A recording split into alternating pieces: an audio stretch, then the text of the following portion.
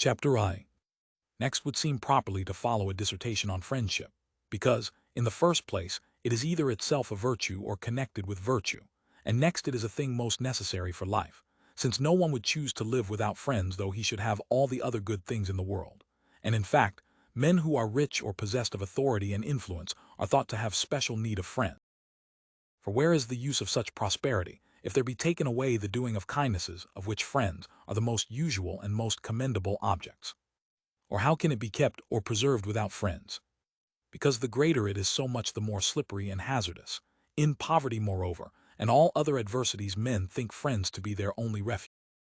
Furthermore, friendship helps the young to keep from error, the old, in respect of attention and such deficiencies in action as their weakness makes them liable to, and those who are in their prime, in respect of noble deeds, they two together going, Homer says, you may remember, because they are thus more able to devise plans and carry them out. Again, it seems to be implanted in us by nature, as for instance in the parent towards the offspring and the offspring towards the parent, not merely in the human species, but likewise in birds and most animals, and in those of the same tribe towards one another, and specially in men of the same nation, for which reason we commend those men who love their fellows, and one may see in the course of travel how close of kin and how friendly man is to man. Furthermore, friendship seems to be the bond of social communities, and legislators seem to be more anxious to secure it than justice even. I mean, unanimity is somewhat like to friendship, and this they certainly aim at and specially drive out faction as being inimical. Again, where people are in friendship, justice is not required. But, on the other hand, though they are just, they need friendship in addition, and that principle which is most truly just is thought to partake of the nature of friendship.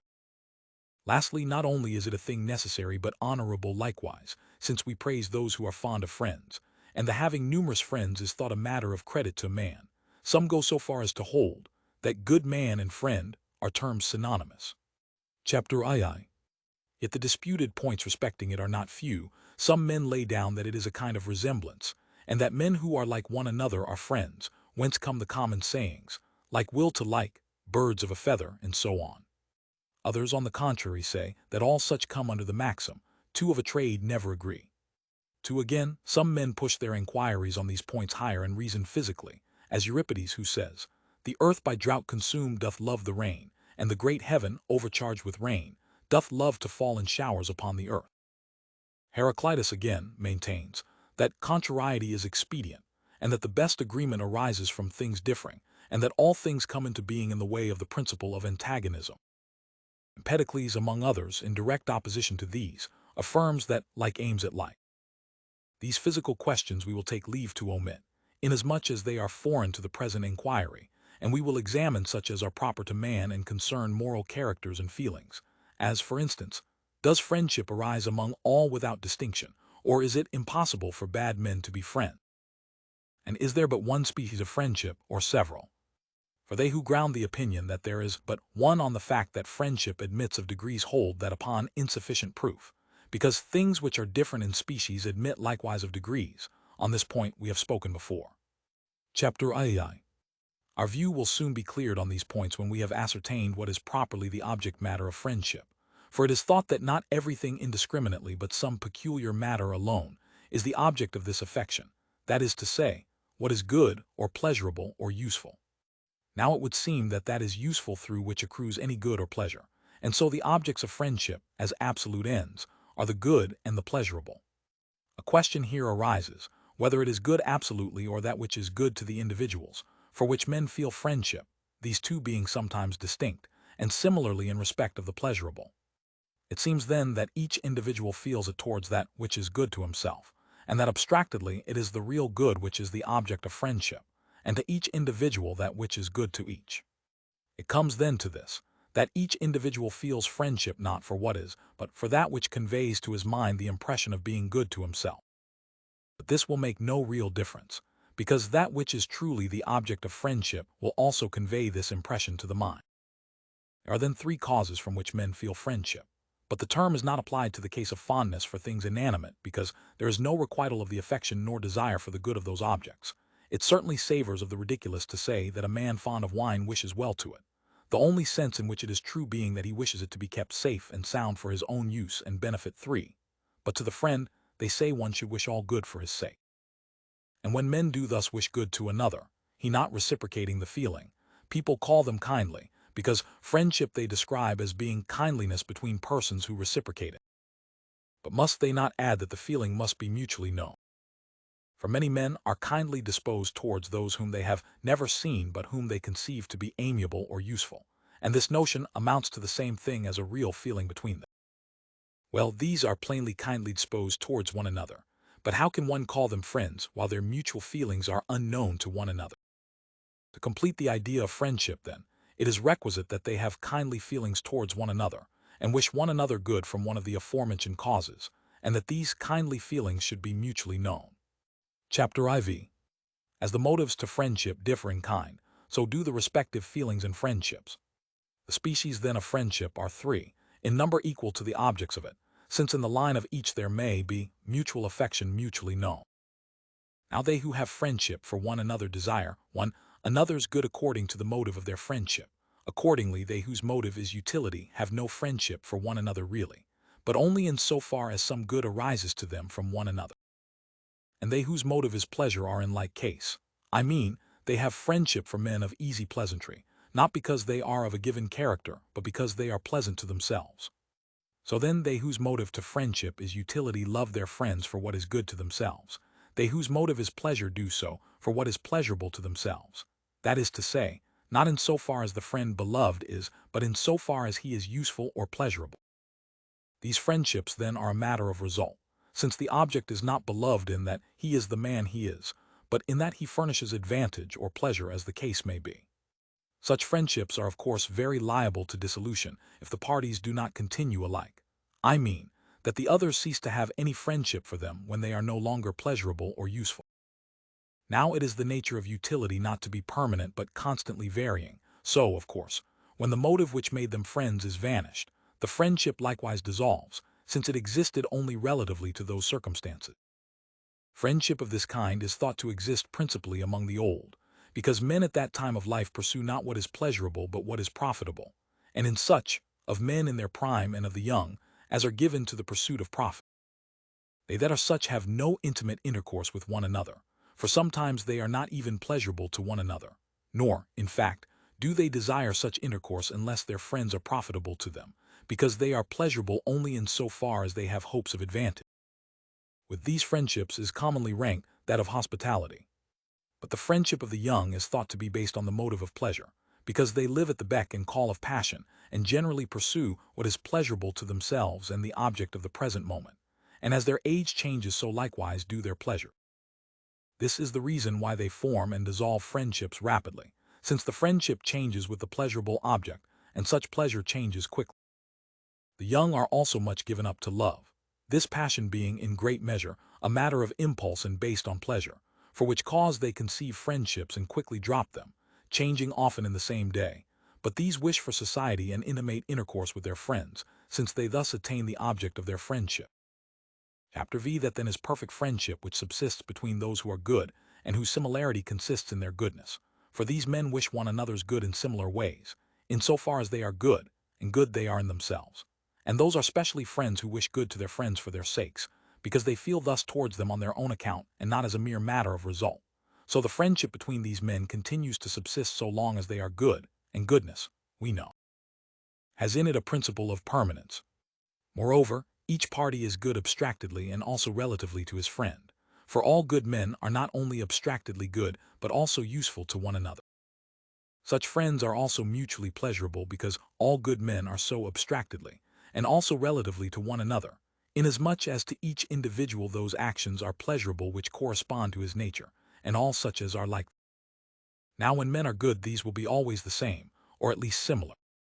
Friendship then under these circumstances is permanent, as we should reasonably expect, since it combines in itself all the requisite qualifications of friend.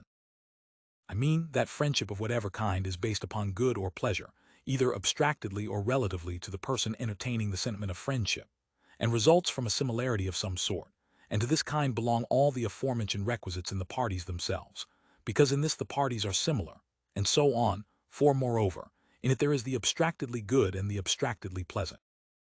And as these are specially the object matter of friendship, so the feeling and the state of friendship is found most intense, and most excellent in men, thus qualify. Rare it is probable friendships of this kind will be, because men of this kind are rare. Besides all requisite qualifications being presupposed, there is further required time and intimacy, for, as the proverb says, men cannot know one another, till they have eaten the requisite quantity of salt together, nor can they in fact admit one another to intimacy, much less be friends, till each has appeared to the other and been proved to be a fit object of friendship. They who speedily commence an interchange of friendly actions may be said to wish to be friends, but they are not so unless they are also proper objects of friendship and mutually known to be such. That is to say, a desire for friendship may arise quickly but not friendship itself. Well, this friendship is perfect both in respect of the time and in all other points, and exactly the same and similar results accrue to each party from the other, which ought to be the case between friends. A friendship based upon the pleasurable is, so to say, a copy of this, since the good are sources of pleasure to one another, and that based on utility likewise, the good being also useful to one another. Between men thus connected friendships are most permanent when the same result accrues to both from one another, pleasure, for instance, and not merely so but from the same source, as in the case of two men of easy pleasantry, and not as it is in that of a lover and the object of his affection, these not deriving their pleasure from the same causes, but the former from seeing the latter, and the latter from receiving the attentions of the former. And when the bloom of youth fades, the friendship sometimes ceases also, because then the lover derives no pleasure from seeing, and the object of his affection ceases to receive the attentions which were paid before. In many cases, however, people so connected continue friends, if being of similar tempers they have come from custom to like one another's disposition. Where people do not interchange pleasure but profit in matters of love, the friendship is both less intense in degree and also less permanent. In fact, they who are friends because of advantage commonly part when the advantage ceases, for, in reality, they never were friends of one another but of the advantage. So then it appears that from motives of pleasure or profit bad men may be friends to one another, or good men to bad men, or men of neutral character to one of any character whatever, but disinterestedly, for the sake of one another. Plainly the good alone can be friends, because bad men have no pleasure even in themselves unless in so far as some advantage arises. And further, the friendship of the good is alone superior to calumny, it not being easy for men to believe a third person respecting one whom they have long tried and proved. There is between good men mutual confidence, and the feeling that one's friend would never have done one wrong, and all other such things as are expected in friendship really worthy the name. But in the other kinds there is nothing to prevent all such suspicion. I call them friendships, because since men commonly give the name of friends to those who are connected from motives of profit, which is justified by political language, for alliances between states are thought to be contracted with a view to advantage, and to those who are attached to one another by the motive of pleasure as children are, we may perhaps also be allowed to call such persons friends, and say there are several species of friendship, primarily and specially that of the good, in that they are good, and the rest only in the way of resemblance. I mean, people connected otherwise are friends in that way in which there arises to them somewhat good and some mutual resemblance, because we must remember the pleasurable is good to those who are fond of it. These secondary friendships, however, do not combine very well, that is to say, the same persons do not become friends by reason of advantage and by reason of the pleasurable, for these matters of result are not often combined.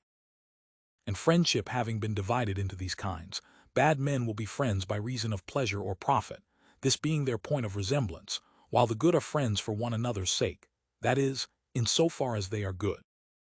These last may be termed abstractedly and simply friends, the former as a matter of result, and termed friends from their resemblance to these last. Chapter VI.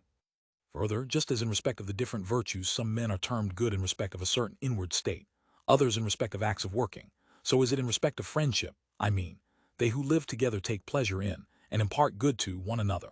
But they who are asleep or are locally separated do not perform acts, but only are in such a state as to act in a friendly way if they acted at all. Distance has in itself no direct effect upon friendship, but only prevents the acting it out.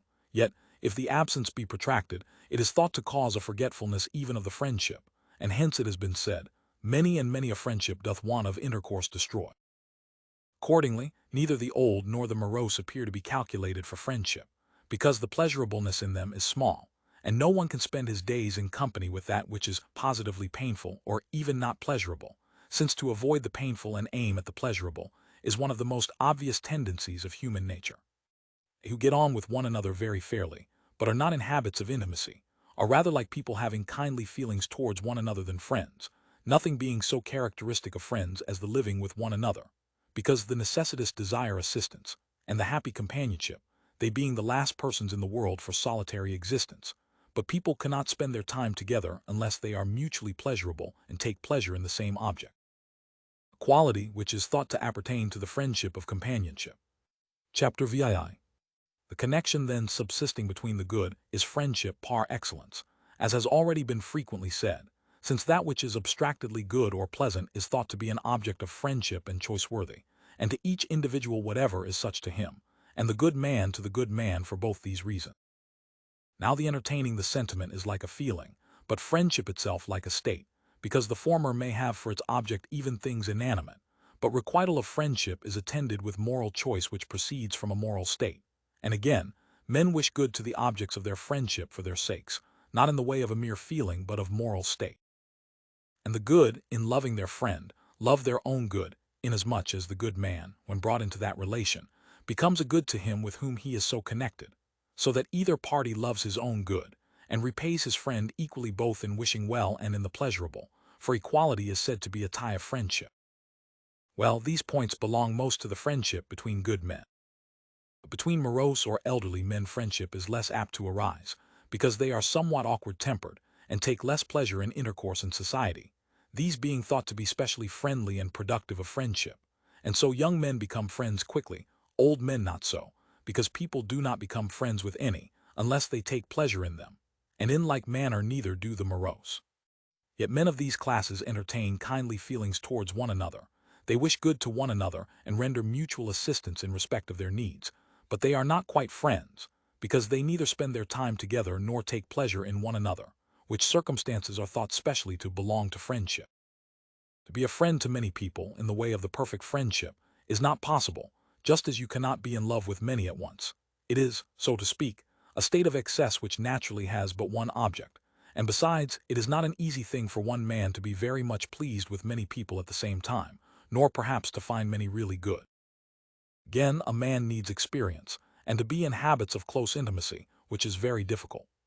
But it is possible to please many on the score of advantage and pleasure, because there are many men of the kind, and the services may be rendered in a very short time.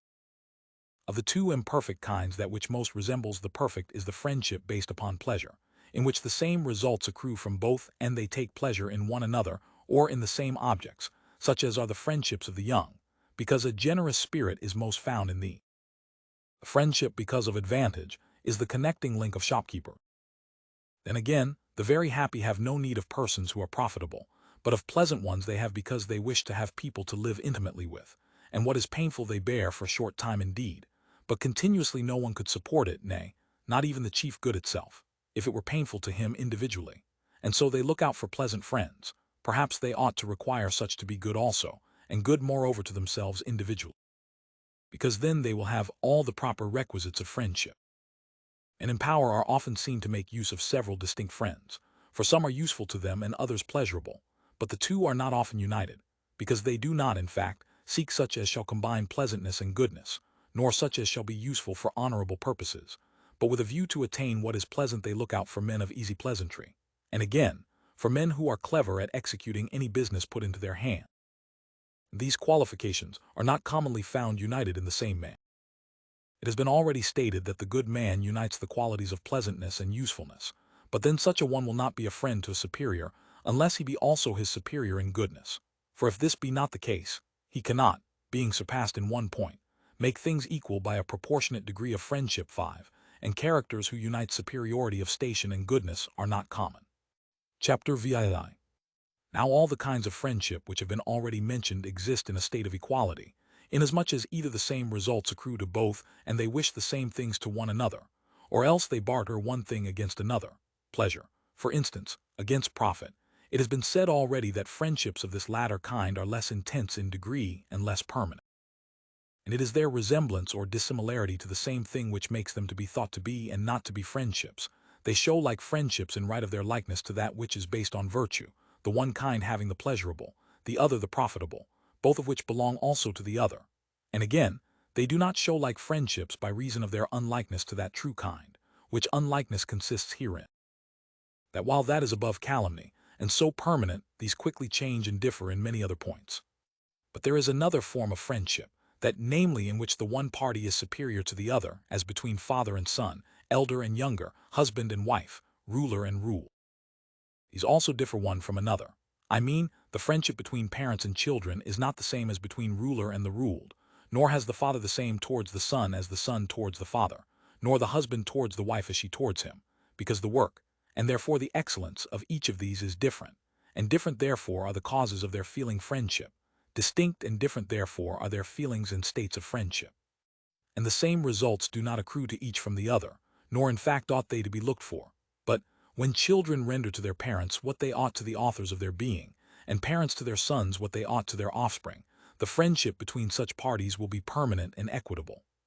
Further, the feeling of friendship should be in a due proportion in all friendships which are between superior and inferior. I mean, the better man, or the more profitable, and so forth, should be the object of a stronger feeling than he himself entertains. Because when the feeling of friendship comes to be after a certain rate, then equality in a certain sense is produced, which is thought to be a requisite in friendship. It must be remembered, however, that the equal is not in the same case as regards justice and friendship, for in strict justice the exactly proportioned equal ranks first, and the actual numerically equal ranks second, while in friendship this is exactly reversed. And that equality is thus requisite is plainly shown by the occurrence of a great difference of goodness or badness, or prosperity or something else, for in this case people are not any longer friends, nay, they do not even feel that they ought to be. The clearest illustration is perhaps the case of the gods, because they are most superior in all good things. It is obvious, too, in the case of kings, for they who are greatly their inferiors do not feel entitled to be friends to them, nor do people very insignificant to be friends to those of very high excellence or wisdom. Of course, in such cases it is out of the question to attempt to define up to what point they may continue friends, for you may remove many points of agreement, and the friendship lasts nevertheless. But when one of the parties is very far separated, as a god from men, it cannot continue any longer. This has given room for a doubt, whether friends do really wish to their friends the very highest goods, as that they may be gods, because, in case the wish were accomplished, they would no longer have them for friends, nor in fact would they have the good things they had, because friends are good things. If then it has been rightly said that a friend wishes to his friend good things for that friend's sake, it must be understood that he is to remain such as he now is, that is to say, he will wish the greatest good to him of which as man he is capable, yet perhaps not all, because each man desires good for himself most of all.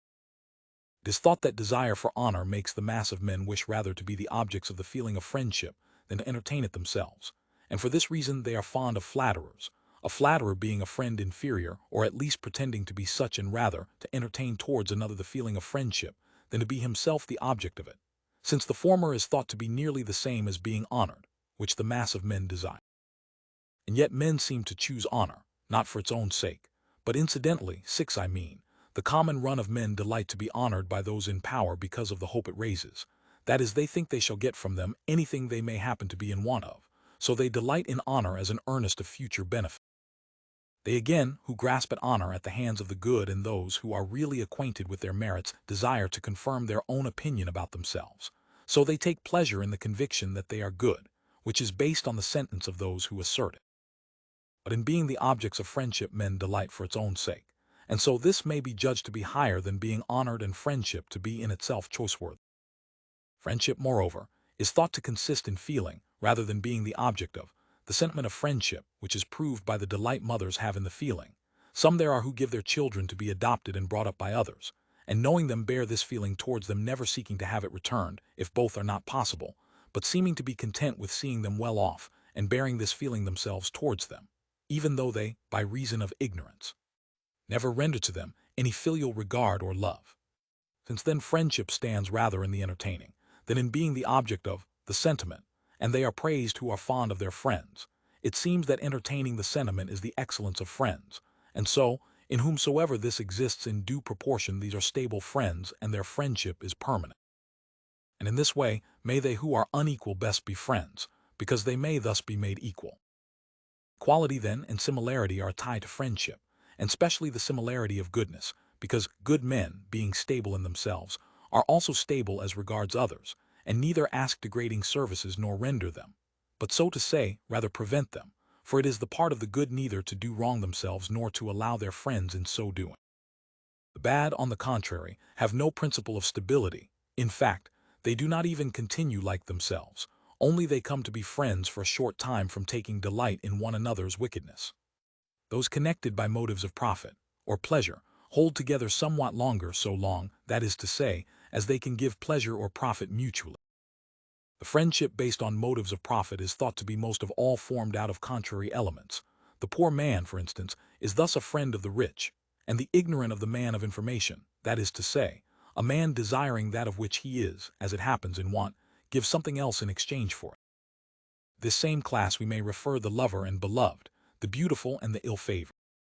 For this reason lovers sometimes show in a ridiculous light, by claiming to be the objects of as intense a feeling as they themselves entertain. Of course, if they are equally fit objects of friendship, they are perhaps entitled to claim this.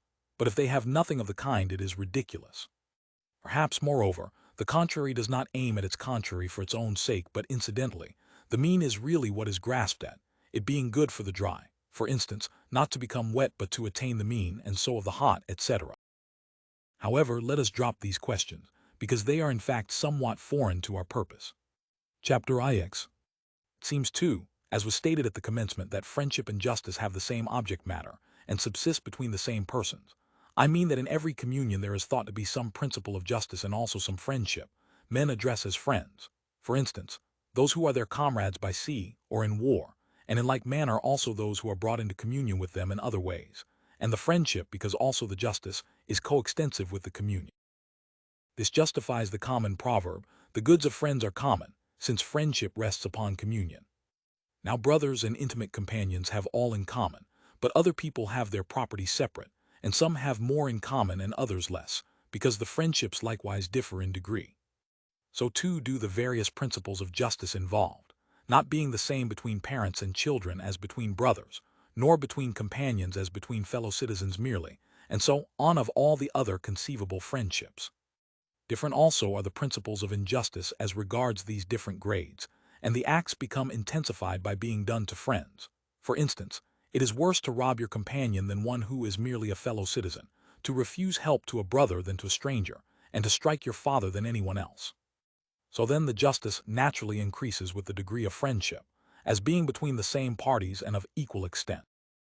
All cases of communion are parts, so to say, of the great social one, since in them men associate with a view to some advantage, and to procure some of those things which are needful for life, and the great social communion is thought originally to have been associated, and to continue for the sake of some advantage, this being the point at which legislators aim, affirming that to be just which is generally expedient.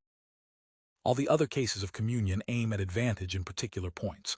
The crew of a vessel at that which is to result from the voyage which is undertaken with a view to making money, or some such object, comrades in war at that which is to result from the war, grasping either at wealth or victory, or it may be a political position, and those of the same tribe or demus, in like manner. Some of them are thought to be formed for pleasure's sake, those, for instance, of bacchanals or club fellows, which are with a view to sacrifice or merely company. But all these seem to be ranged under the great social one, inasmuch as the aim of this is, not merely the expediency of the moment, but, for life and at all times, with a view to which the members of it institute sacrifices and their attendant assemblies, to render honor to the gods and procure for themselves respite from toil combined with pleasure. Or it appears that sacrifices and religious assemblies in old times were made as a kind of first fruits after the ingathering of the crops, because at such season they had most leisure. So then it appears that all the instances of communion are parts of the great social one, and corresponding friendships will follow upon such communion. Chapter X. Of political constitutions there are three kinds, and equal in number are the deflections from them, being, so to say, corruptions of them. The former are kingship, aristocracy, and that which recognizes the principle of wealth, which it seems appropriate to call timocracy. I give to it the name of a political constitution, because people commonly do so. Of these the best is monarchy, and timocracy the worst. Monarchy, the deflection, is despotism, both being monarchies but widely differing from each other, for the despot looks to his own advantage, but the king to that of his subjects, for he is in fact no king who is not thoroughly independent and superior to the rest in all good things, and he that is this has no further wants. He will not then have to look to his own advantage but to that of his subjects, for he that is not in such a position is a mere king elected by lot for the nonce. But despotism is on a contrary footing to this kingship, because the despot pursues his own good, and in the case of this its inferiority is most evident, and what is worse is contrary to what is best. The transition to despotism is made from kingship, despotism being a corrupt form of monarchy, that is to say, the bad king comes to be a despot. From aristocracy to oligarchy, the transition is made by the fault of the rulers in distributing the public property contrary to right proportion, and giving either all that is good or the greatest share to themselves, and the offices to the same persons always, making wealth their idol. Thus a few bear rule and they bad men in the place of the best. From timocracy the transition is to democracy, they being contiguous, for it is the nature of timocracy to be in the hands of a multitude, and all in the same grade of property are equal. Democracy is the least vicious of all, since herein the form of the constitution undergoes least change. Well, these are generally the changes to which the various constitutions are liable, being the least in degree and the easiest to make. Likenesses and, as it were, models of them, one may find even in domestic life. For instance, the communion between a father and his sons presents the figure of kingship, because the children are the father's care, and hence Homer names Jupiter father because kingship is intended to be a paternal rule. Among the Persians, however, the father's rule is despotic, for they treat their sons as slaves. The relation of master to slaves is of the nature of despotism because the point regarded herein is the master's interest.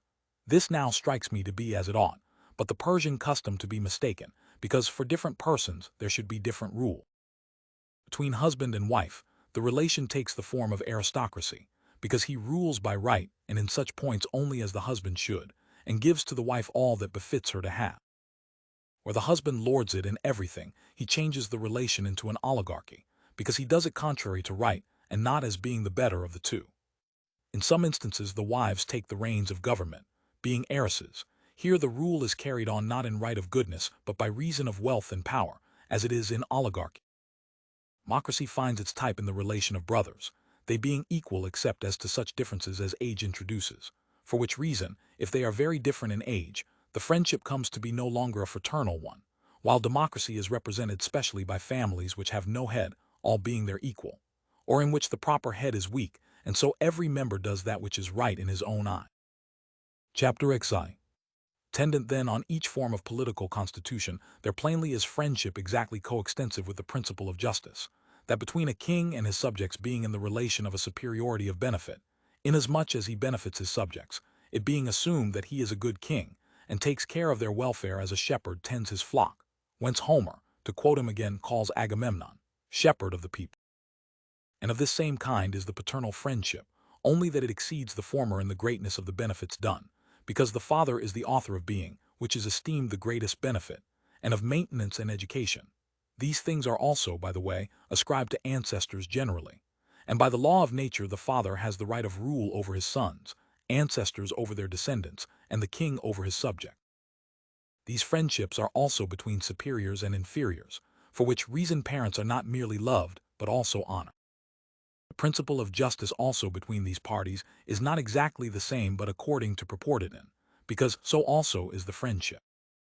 Now between husband and wife there is the same friendship as in aristocracy, for the relation is determined by relative excellence, and the better person has the greater good and each has what befits, so too also is the principle of justice between them. The fraternal friendship is like that of companions, because brothers are equal and much of an age, and such persons have generally like feelings and like disposition. Like to this also is the friendship of a timocracy, because the citizens are intended to be equal and equitable, rule, therefore, passes from hand to hand, and is distributed on equal terms, so too is the friendship accordingly. In the deflections from the constitutional forms, just as the principle of justice is but small, so is the friendship also, and least of all in the most perverted form. In despotism there is little or no friendship. Generally, wherever the ruler and the ruled have nothing in common, there is no friendship because there is no justice. But the case is as between an artisan and his tool, or between soul and body, and master and slave. All these are benefited by those who use them. But towards things inanimate there is neither friendship nor justice, nor even towards a horse or an ox or a slave qua slave, because there is nothing in common. A slave as such is an animate tool, a tool an inanimate slave. Qua slave, then, there is no friendship towards him, only qua man, For it is thought that there is some principle of justice between every man and every other who can share in law and be a party to an agreement, and so somewhat of friendship, in so far as he is man. So in despotisms, the friendships and the principle of justice are inconsiderable in extent, but in democracies they are most considerable because they who are equal have much in common. Chapter XII. Now, of course, all friendship is based upon communion, as has been already stated, but one would be inclined to separate off from the rest the friendship of kindred, and that of companions, whereas those of men of the same city, or tribe, or crew, and all such, are more peculiarly, it would seem, based upon communion, inasmuch as they plainly exist in right of some agreement expressed or implied.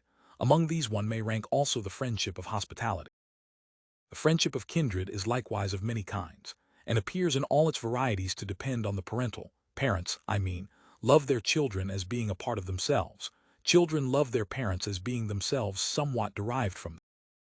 Parents know their offspring more than these know that they are from the parents, and the source is more closely bound to that which is produced than that which is produced is to that which formed it. Of course, whatever is derived from oneself is proper to that from which it is so derived, as, for instance, a tooth or a hair, or any other thing whatever to him that has it. But the source to it is in no degree proper, or in an inferior degree at least. Then again, the greater length of time comes in.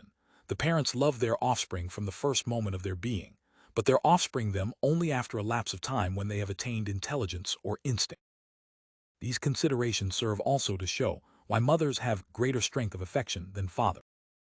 Now parents love their children as themselves, since what is derived from themselves becomes a kind of other self by the fact of separation, but children their parents as being sprung from them. And brothers love one another from being sprung from the same, that is, their sameness with the common stock creates a sameness with one another, 7 whence come the phrases, same blood, root, and so on. In fact, they are the same, in a sense, even in the separate, distinct individual. Then again, the being brought up together, and the nearness of age, are great help towards friendship, for a man likes one of his own age, and persons who are used to one another are companions, which accounts for the resemblance between the friendship of brothers and that of companions. And cousins and all other relatives derive their bond of union from these, that is to say, from their community of origin, and the strength of this bond varies according to their respective distances from the common ancestor. Further, the friendship felt by children towards parents, and by men towards the gods, is as towards something good and above them, because these have conferred the greatest possible benefits, in that they are the causes of their being and being nourished, and of their having been educated after they were brought into being. And friendship of this kind has also the pleasurable and the profitable more than that between persons unconnected by blood, in proportion as their life is also more shared in common. Then again, in the fraternal friendship, there is all that there is in that of companions, and more in the good, and generally in those who are alike, in proportion as they are more closely tied and from their very birth have a feeling of affection for one another to begin with, and as they are more like in disposition who spring from the same stock and have grown up together and been educated alike. And besides this, they have the greatest opportunities in respect of time for proving one another, and can therefore depend most securely upon the trial. Between husband and wife there is thought to be friendship by a law of nature, man being by nature disposed to pair, more than to associate in communities, in proportion as the family is prior in order of time and more absolutely necessary than the community. And procreation is more common to him with other animals. All the other animals have communion thus far, but human creatures cohabit not merely for the sake of procreation, but also with a view to life in general. 8. Because in this connection the works are immediately divided, and some belong to the man, others to the woman. Thus they help one the other, putting what is peculiar to each into the common stock. And for these reasons this friendship is thought to combine the profitable and the pleasurable. It will be also based upon virtue if they are good people, because each has goodness, and they may take delight in this quality in each other. Children, too, are thought to be a tie. Accordingly, the childless sooner separate, for the children are a good common to both, and anything in common is a bond of union. The question how a man is to live with his wife, or, more generally, one friend with another, appears to be no other than this: how it is just that they should, because plainly there is not the same principle of justice between a friend and friend, as between strangers or companions or mere chance fellow traveler. Chapter XII. There are then, as was stated at the commencement of this book, 3 kinds of friendship, and in each there may be friends on a footing of equality and friends in the relation of superior and inferior. We find, that people who are alike in goodness become friends and better with worse, and so also pleasant people. Again, because of advantage people are friends, either balancing exactly their mutual profitableness or differing from one another herein. Well then, those who are equal should in right of this equality be equalized also by the degree of their friendship and the other points, and those who are on a footing of inequality by rendering friendship in proportion to the superiority of the other party. Fault-finding and blame arises, either solely or most naturally, in friendship of which utility is the motive, for they who are friends by reason of goodness are eager to do kindnesses to one another because this is a natural result of goodness and friendship, and when men are vying with each other for this end, there can be no fault-finding nor contention, since no one is annoyed at one who entertains for him the sentiment of friendship and does kindnesses to him. But if of a refined mind he requites him with kind action, and suppose that one of the two exceeds the other, yet as he is attaining his object he will not find fault with his friend, for good is the object of each party. Neither can there well be quarrels between men who are friends for pleasure's sake, because supposing them to delight in living together, then both attain their desire. Or if not, a man would be put in a ridiculous light who should find fault with another for not pleasing him, since it is in his power to forbear intercourse with him. But the friendship because of advantage is very liable to fault-finding, because, as the parties use one another with a view to advantage, the requirements are continually enlarging, and they think they have less than of right belongs to them, and find fault because, though justly entitled, they do not get as much as they want, while they who do the kindnesses can never come up to the requirements of those to whom they are being done. It seems also that as the just is of two kinds, the unwritten and the legal, so friendship because of advantage is of two kinds, what may be called the moral and the legal, and the most fruitful source of complaints is that parties contract obligations and discharge them not in the same line of friendship. The legal is upon specified conditions, either purely tradesmanlike from hand to hand, or somewhat more gentlemanly as regards time, but still by agreement a quid pro quo. In this legal kind the obligation is clear and admits of no dispute. The friendly element is the delay in requiring its discharge, and for this reason in some countries no actions can be maintained at law for the recovery of such debts, it being held that they who have dealt on the footing of credit must be content to abide the issue. That which may be termed the moral kind is not upon specified conditions, but a man gives as to his friend and so on, but still he expects to receive an equivalent, or even more, as though he had not given but lent. He also will find fault, because he does not get the obligation discharged in the same way as it was contracted. Now this results from the fact that all men, or the generality at least, wish what is honorable, but when tested, choose what is profitable, and the doing kindnesses disinterestedly is honorable while receiving benefits is profitable. In such cases one should, if able, make a return proportionate to the good received, and do so willingly, because one ought not to make a disinterested friend nine of a man against his inclination. One should act, I say, as having made a mistake originally in receiving kindness from one from whom one ought not to have received it, he being not a friend nor doing the act disinterestedly. One should therefore discharge one's self of the obligation as having received a kindness on specified terms. And if able, a man would engage to repay the kindness, while if he were unable, even the doer of it would not expect it of him, so that if he is able he ought to repay it. But one ought at the first to ascertain from whom one is receiving kindness, and on what understanding, that on that same understanding one may accept it or not. A question admitting of dispute is whether one is to measure a kindness by the good done to the receiver of it, and make this the standard by which to requite, or by the kind intention of the doer. For they who have received kindnesses frequently plead in depreciation that they have received from their benefactors such things as were small for them to give, or such as they themselves could have got from others, while the doers of the kindnesses affirm that they gave the best they had, and what could not have been got from others, and under danger, or in such like straits. May we not say, that as utility is the motive of the friendship, the advantage conferred on the receiver must be the standard? Because he it is who requests the kindness, and the other serves him in his need on the understanding that he is to get an equivalent.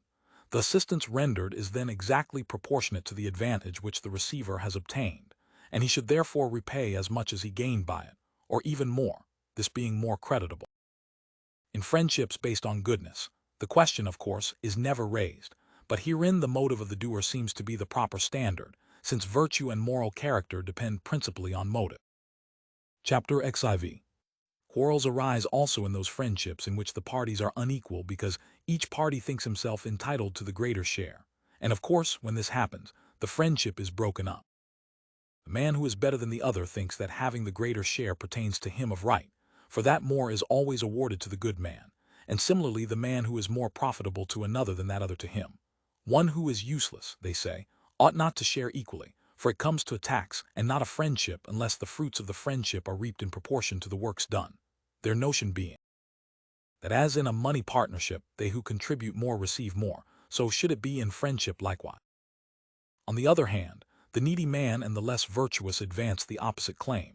They urge that it is the very business of a good friend to help those who are in need. Else what is the use of having a good or powerful friend if one is not to reap the advantage at all? Now each seems to advance a right claim and to be entitled to get more out of the connection than the other, only not more of the same thing. But the superior man should receive more respect, the needy man more profit, respect being the reward of goodness and beneficence, profit being the aid of need. This is plainly the principle acted upon in political communities. He receives no honor who gives no good to the common stock, for the property of the public is given to him who does good to the public, and honor is the property of the public. It is not possible both to make money out of the public and receive honor likewise, because no one will put up with the less in every respect. So to him who suffers loss as regards money they award honor, but money to him who can be paid by gifts.